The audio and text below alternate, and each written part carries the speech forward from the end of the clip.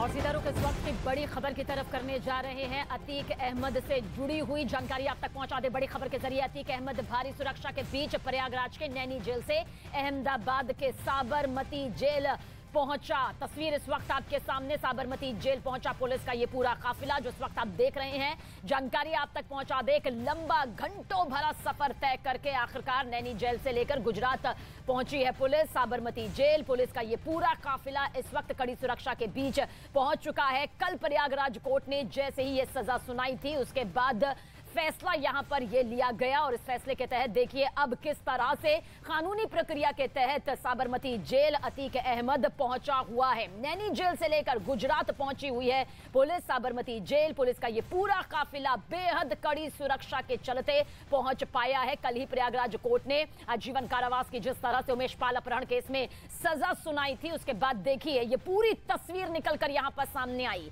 हमारे सहयोगियों ने चप्पे चप्पे पर जाकर इस पूरे काफिले को कवर किया और फिलहाल क्या कुछ ताजा अपडेट है, क्या यह तस्वीर है। हमारे सहयोगी जनक दवे इस वक्त हमारे साथ मौजूद है। जनक, क्या कुछ तस्वीर इस वक्त निकलकर सामने आ रही है? नैनी जेल से लेकर आखिरकार यहां पर पहुंच चुके हैं।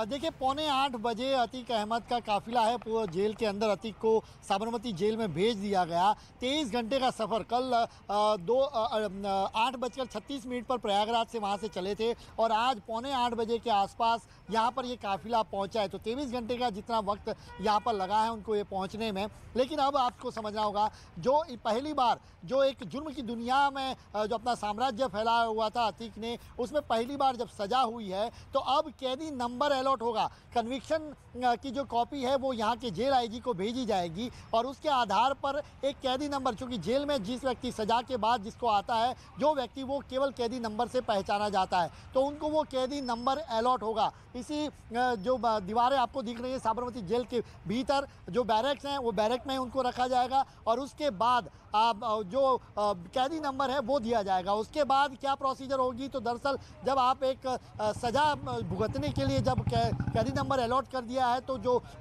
उनका कपड़े होते हैं वो भी बिल्कुल उसी तरीके से जेल के कैदी के दिए जाएंगे। साथ ही में यहाँ पर ये होगा कि 3 श्रेणी में काम करने होते हैं। जब आपको सज़ा होती है और सज़ा के बाद आप जेल के अंदर होते हैं तो 3 जो श्रेणियाँ होती है उस श्रेणी में पहले की हैं कि जो ट्रेन स्किल, अनट्रेन स्किल और सेमी ट्रेन। तो इसमें अतीक को क्या कुछ काम आता है वो काम भी सौंपा जाएगा। उससे जो कमाई होती है उसका गुजारा हो जाए, उसके अकाउंट में पैसे जमा हो, तो ये सारी चीज़ें वहाँ पर होती रहती है। जो हम जेल वेन्यूअर के हिसाब से जो जिनको सज़ा होती है उन कैदियों को वहाँ दी जाती है। तो अतीक अब पहुँच चुके हैं यहाँ पर और उनको सुप्रीम कोर्ट के आदेश के बाद 2019 से इसी साबरमती जेल में कैद है। लेकिन अब ये 2006 का मामला जहाँ पर उमेश पाल की किडनैपिंग और रायोटिंग का जो मामला था उसमें उनको वहाँ पर MP MLA कोर्ट में आदेश के बाद हाजिर किया था। लेकिन अब जहाँ पर जब कन्विक्शन की जो कॉपी यहाँ पर जेल आईजी को मिल जाएगी उसके बाद वो अलॉटमेंट भी प्रक्रिया है वो कल से लगभग शुरू होगी। 7:45 के बाद यहाँ पर जो काफिला है वो यहाँ पर पहुँच चुका है।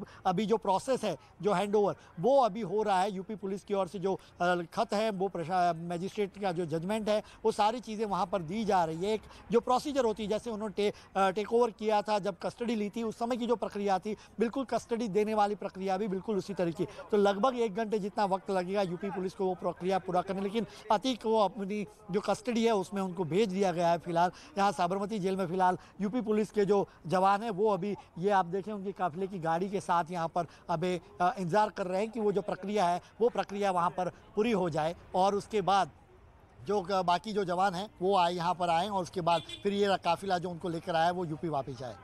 जनक, उत्तर प्रदेश की कानून व्यवस्था से कितना डरा हुआ था अतीक, वो उसके चेहरे के हाव भाव से साफ नजर आ रहा था। उसकी वो हेकड़ी वहां पर खत नजर आ रही थी। लेकिन जैसे ही उत्तर प्रदेश की सीमा को बाहर लांघा तो उसके बाद एक बार फिर से क्या कहा जा सकता है कि उसको पहले से यही था कि साबरमती जेल दोबारा से उसे शिफ्ट किया जाए, वहां पर पहुंचाया जाए, लेकिन दोबारा से गैंगस्टर दोषी अतीक की वही हेकड़ी सामने ना आए, उसके लिए क्या व्यवस्थाएं, क्या सख्त इंतजाम नजर आ रहे हैं?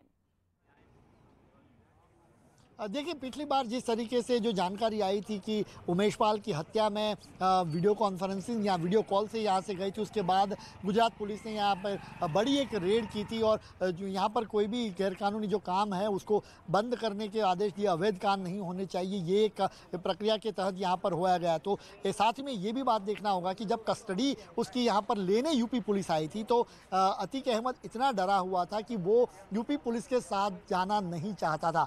वो उसने सीने में दर्द की शिकायत कर ली, बीपी डाउन होने की शिकायत कर ली, हर कोई जो चीज़ है वो उसने अख्तियार कर ली। लेकिन अब कोर्ट का आदेश था और जो प्रक्रिया है प्रक्रिया का पालन करना था, इसके चलते ही उसको यूपी पुलिस को सौंपा गया। उसे डर था, उसके परिवार को डर था कि उसके साथ उसकी ज़िंदगी को खतरा है, उसके साथ एनकाउंटर हो सकता है, ये तमाम चीज़ें ऐसी थी। लेकिन कहें कि अब ये सज़ा के बाद अतीक को एक आम कैदी की तरह ज़िंदगी यहाँ गुजारनी होगी और साथ ही में कैदी नंबर अलॉट होने के बाद एक समय अपने जुर्म की दुनिया की जो साम्राज्य था उसका वो हेड करने वाला शख्स था, वो आज कैदी बनकर यहाँ पर जेल में अपनी सज़ा काटता हुआ दिखेगा। सुप्रीम कोर्ट के आदेश पर उन्हें यहीं पे रखना है और अब जहाँ पर उनको बाहर अगर मूवमेंट भी करनी है तो अब वीडियो कॉन्फ्रेंसिंग से भेजा जाए, ये भी सुप्रीम कोर्ट ने उस आदेश में कहा है। तो अब देखना होगा, 3 साल से ज़्यादा का वक्त अतीक इस साबरमती जेल में गुजार चुके हैं और अब कितना लंबा उन्हें वक्त यहाँ गुजारना होगा ये भी हमें देखना होगा।